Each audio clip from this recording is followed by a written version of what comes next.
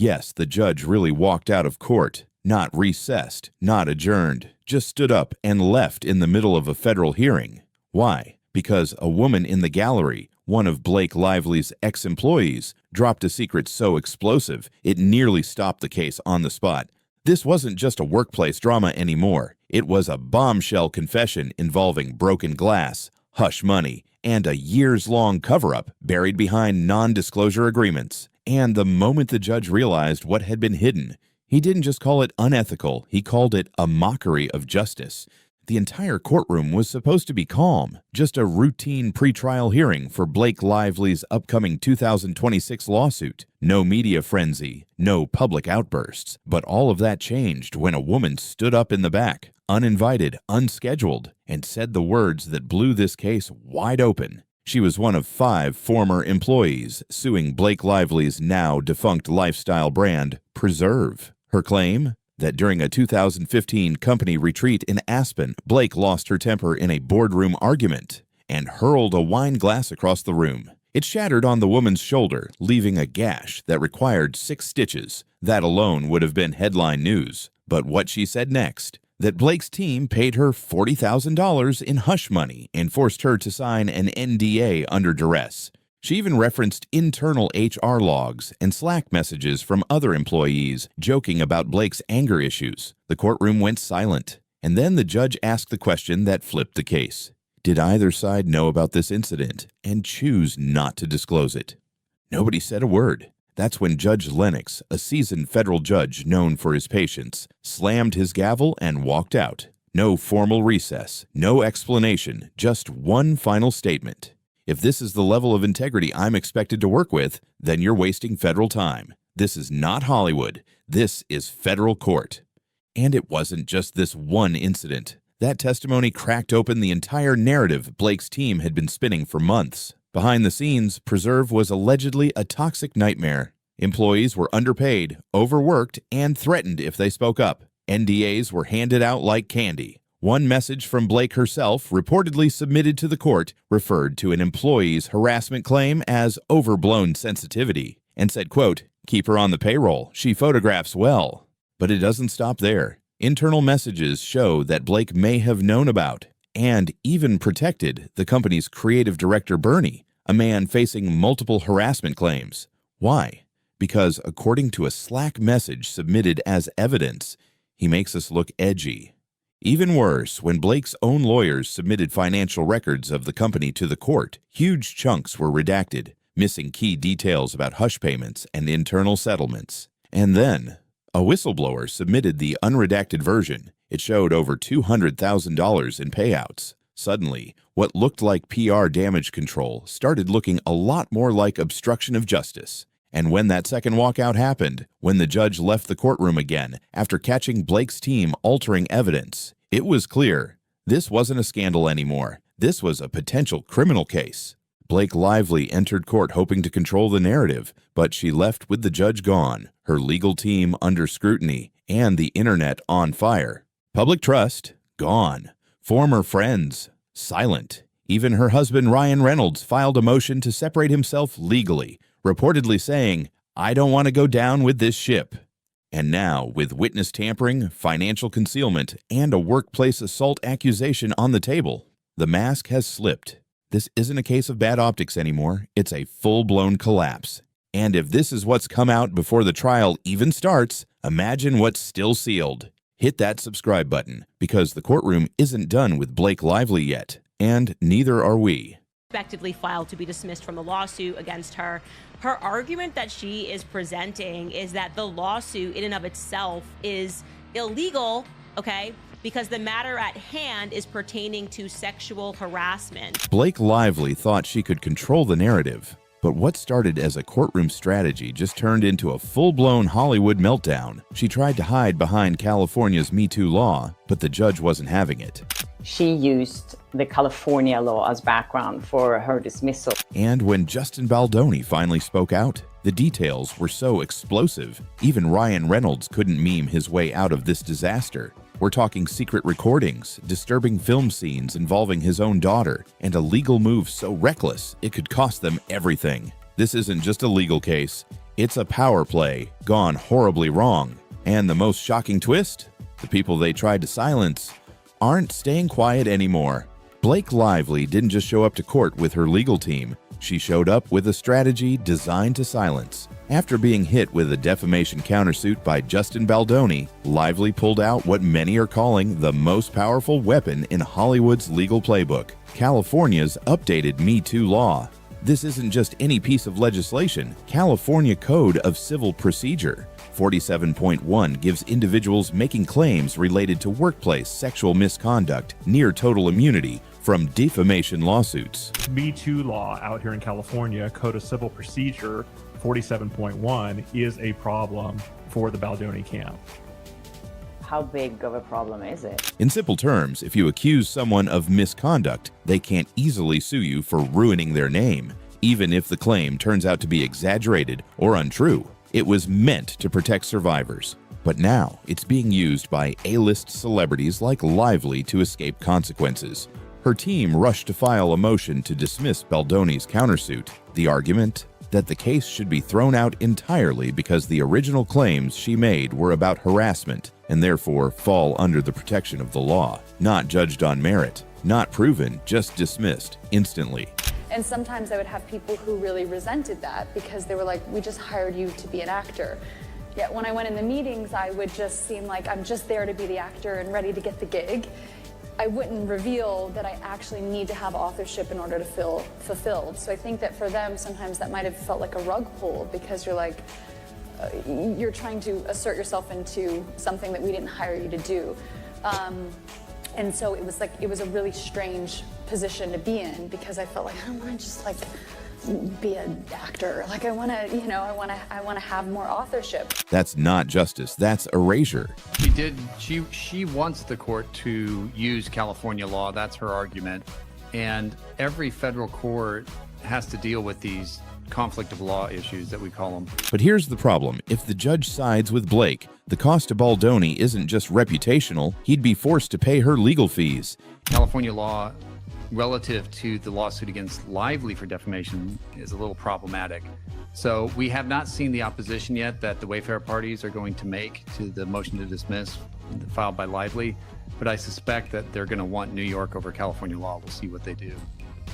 But is it valid though if the judge says yes, you can use California law in this instance? Could they dismiss his case because of that? And not just standard fees, we're talking punitive damages, maybe even triple damages. That's not just a financial blow, it's a career ender. Here's the real problem for him, and our concern for Baldoni is if he goes forward and he loses his countersuit based on defamation, there's a huge risk to him because he then has to pay Lively's attorney's fees, treble damages, punitive damages. It's a huge risk. The worst part, Blake's argument hinges on one thing, that she believed her story. Not that she had proof, just that she believed it. It requires Baldoni to prove a higher burden than he would otherwise have to prove in this defamation lawsuit. So he actually has to show that Blake Lively's anything she said, any communication she made about SH, that they were made in malice. And so that's a higher standard that he has to prove. And then the jury has to look at the totality of that evidence and say, is that malice? And there's certainly evidence that would lead one to believe a jury could find that. That's what her legal team is pushing in court.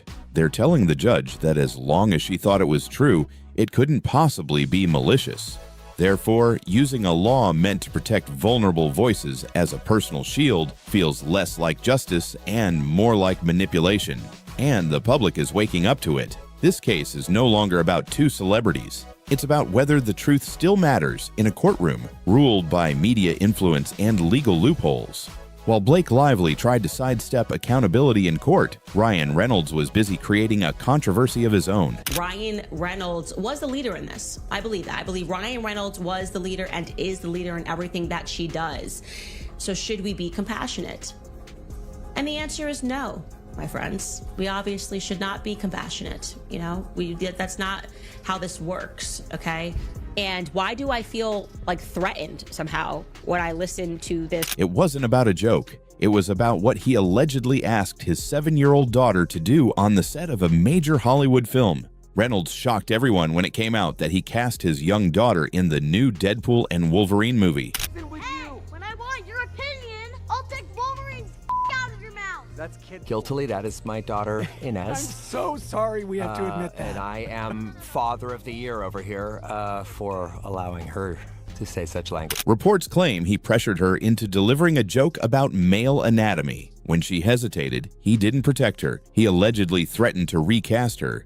He's basically looking at his 7-year-old and being like, well, if you're not going to have what it takes to read this line, which happens to be about, you know, Wolverine's penis, then I'll just go find another actor. Total sicko, the exact opposite in my viewpoint. Director Sean Levy later admitted they made her repeat that disturbing line from 70 to 500 times.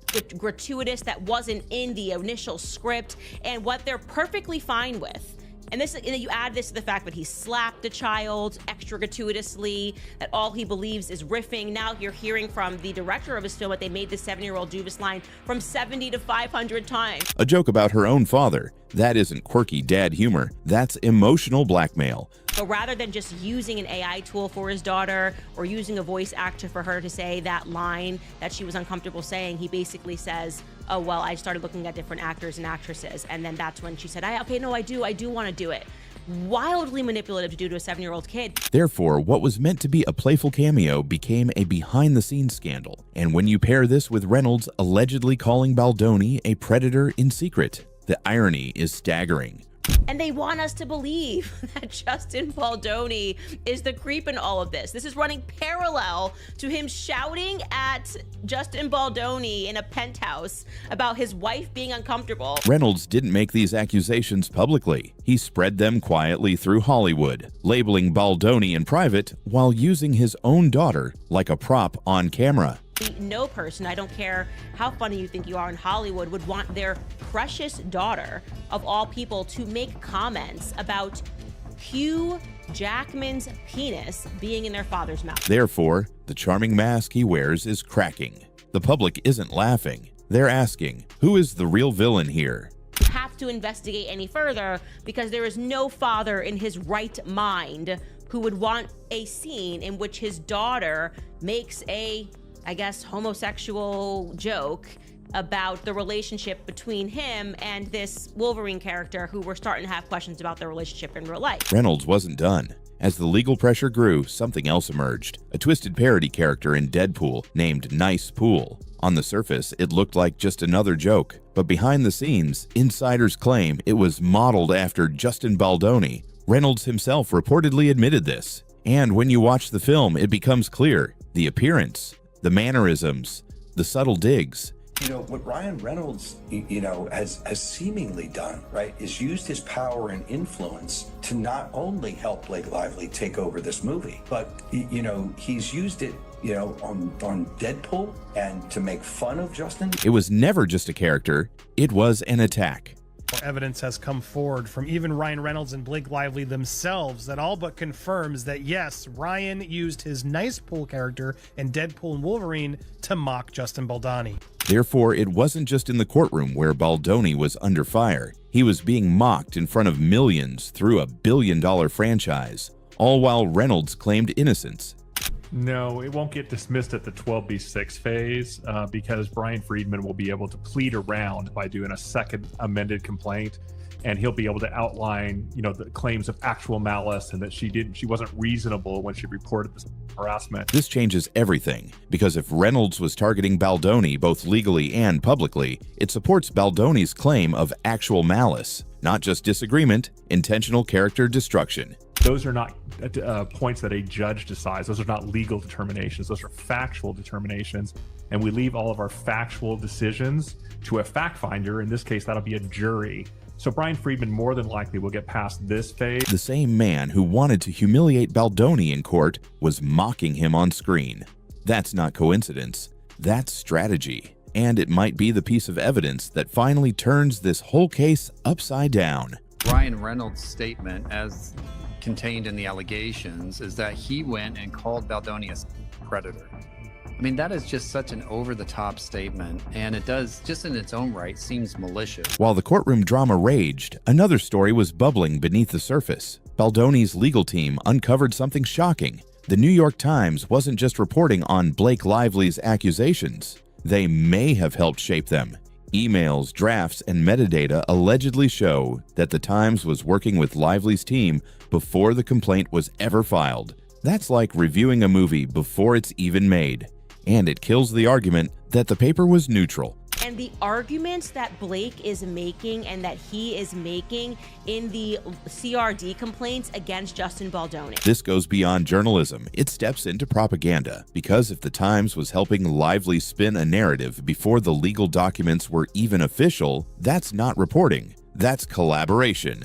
Therefore, the court might have to consider whether this collusion helped Lively dodge scrutiny and silence Baldoni. He can defend himself all day long. We want to make that very clear. If he gets past the 12B6 phase, which we anticipate he will, he can vigorously defend himself with any and all facts that are in the case. The problem happened was when he sued her for defamation in response to her claims of SH against him, which triggered the new Me Too law, which was effective January 1 of 2024 in California. And boy, is it a concern in my mind for the Baldoni camp.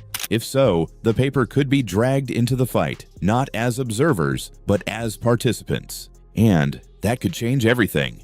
As if the court and media weren't enough, Baldoni's own team turned against him. Stephanie Jones, a PR heavyweight hired to manage the situation, allegedly became a secret informant for Blake and Ryan. According to the lawsuit, Jones got access to private communications by seizing an employee's phone. Those messages ended up in Lively's legal filings, but not before being edited. Therefore, Baldoni wasn't just fighting his accusers, he was fighting betrayal from within. Jones, once respected, is now radioactive. Clients are abandoning her, and her involvement could end up being a key part of the court case. Because if the documents were manipulated, the entire foundation of Lively's argument might crumble. At the top of the Hollywood food chain stood Ari Emanuel, one of the industry's most powerful figures. But when he stepped in to support Blake and Ryan, it backfired. Ari admitted on a podcast that he fired Baldoni simply because of loyalty to Blake and Ryan. No misconduct, no cause, just blind allegiance. Admitted that he fired Justin Baldoni because he could, and he was made fun of him. Baldoni, Baloney, whatever his name is, I'm loyal. And I'm loyal to Blake Lively, and I'm loyal to Ryan Reynolds, and so I just bossed it and fired him for no reason. And that recording, it might become the most important piece of evidence in the case. Because it shows motive. It proves Baldoni was targeted. Those things, but I'm powerful and I'm Ari Emanuel, my brother's Rahm Emanuel, and he bankrupted Chicago, and we've been acting like gangsters, and so we're just gonna fire Justin Baldoni. Well, he did that, and now it looks like he's being pushed out of Endeavor. Therefore, Emanuel didn't just hurt his own legacy, he gave Baldoni's team a weapon. Because he was the most powerful person in Hollywood. Another reason why I believe that Ryan Reynolds and Blake Lively felt so confident in everything that they were doing, because they had this guy behind him and they knew that he would just fire someone on a whim or on an allegation. And when Silver Lake acquired Endeavor, Ari was forced to step down. Also, Ari Emanuel, Mr. Baloney Baldoni, is no longer the CEO of WME Endeavor. The Kingmaker lost his crown, and the ripple effect, devastating for Blake and Ryan. Now the script is flipped. The people who once looked untouchable are being exposed. Reynolds, once the internet's favorite funny guy, is now facing serious questions about his parenting, his power plays, and his campaign against Baldoni. Blake's legal strategy? Falling apart. The Me Too law, designed to protect the powerless, is being scrutinized for how it's being used by the powerful. And the public. They're seeing through the spin. The silence is breaking. The press is being called out. And the question everyone is asking, what were they trying so hard to hide? Because when you threaten children, edit documents, mock your enemies on screen, and call it justice, it's not just wrong, it's dangerous. And this time, they might not get away with it.